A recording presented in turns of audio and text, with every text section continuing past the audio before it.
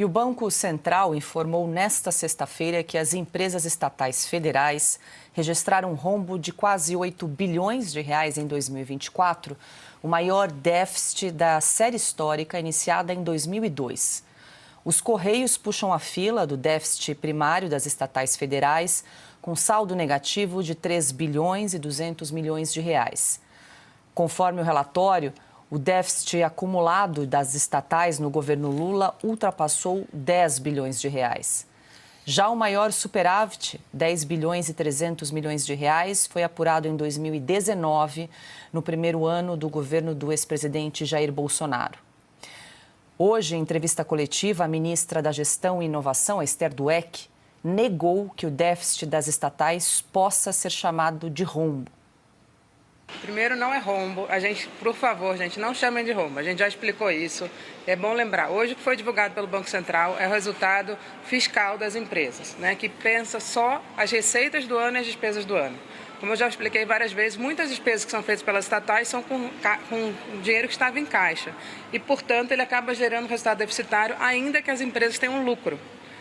O foco com os Correios é que isso seja uma empresa lucrativa. Se vai ter esse déficit ou superávit, é o resultado das receitas do ano e das despesas do ano. É muito importante lembrar isso, não é um rombo. Das 11 empresas que têm déficit, que foram divulgadas hoje, 9 têm lucro. Portanto, não é um rombo. Segundo, o Tesouro não vai arcar com isso, a gente já explicou isso, não é um rombo, de novo.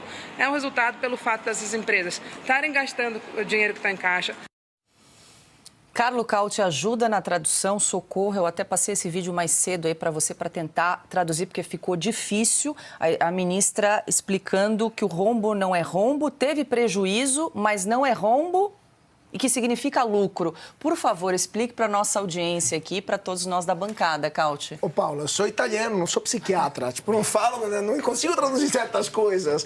Não é possível, evidentemente. Não, assim, uma frase como essa, eu juro que eu achei que era um clipe do Zorra Total. Eu achei que era um momento assim, dá vontade de chorar, gente, de coisa, de risada, negócio desse. Não é possível, evidentemente.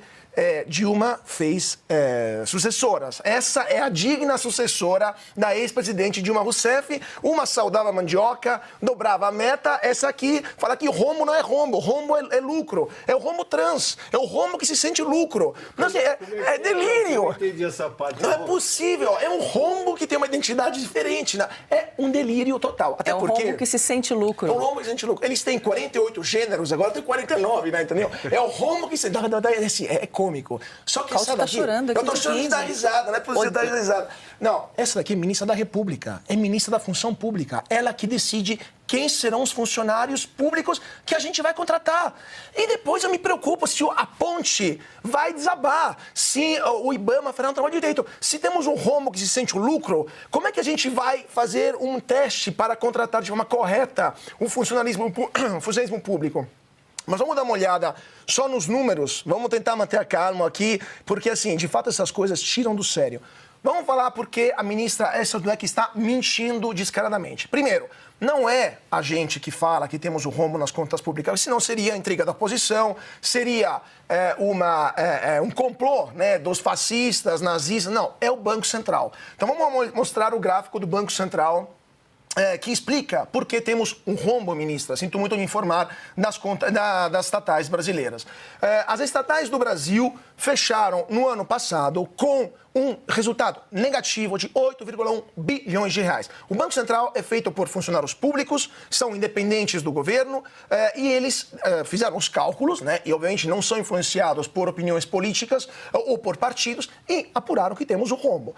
Vamos dar uma olhada no pior resultado das estatais brasileiras. Os Correios, que por si só é um absurdo que sejam em seu resultado negativo, porque são basicamente monopolistas em vários âmbitos, então por si só não deveriam ter um resultado negativo. Os Correios, eu peço para a nossa Subinha mostrar isso, mostrar a DRE dos Correios. O que é isso? A demonstração dos resultados dos Correios. Um pouco complicado, gente, mas é interessante notar só um ponto.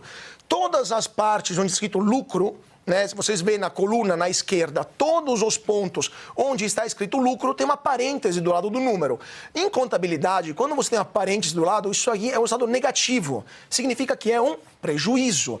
ou a ministra não sabe ler um balanço e por si só deveria ser removida por manifesta incompetência, ou ela está mentindo descaradamente. Então, mais uma razão para acompanhá-la para a porta do ministério e pedir nunca mais volte aqui. Porque não é possível que o resultado dos Correios de 2024, vai até 30 de setembro, porque ainda não divulgaram, ou até o final do ano, 30 de setembro trimestral e 30 de setembro de 9 meses, todos os resultados são negativos. Todos são negativos. E não adianta a ministra dizer que, não, mas a gente usou o caixa para fazer investimentos, então o rombo se sente um lucro porque usamos o dinheiro do caixa. Porque isso aqui, em bom português, se chama pirâmide financeira. Quando você usa o dinheiro que você tem para pagar um rombo, você está financiando, basicamente você está utilizando, queimando a sua cama para alimentar a lareira. Não faz sentido nenhum um negócio desse. Então, sim, temos um problema com a contabilidade pública.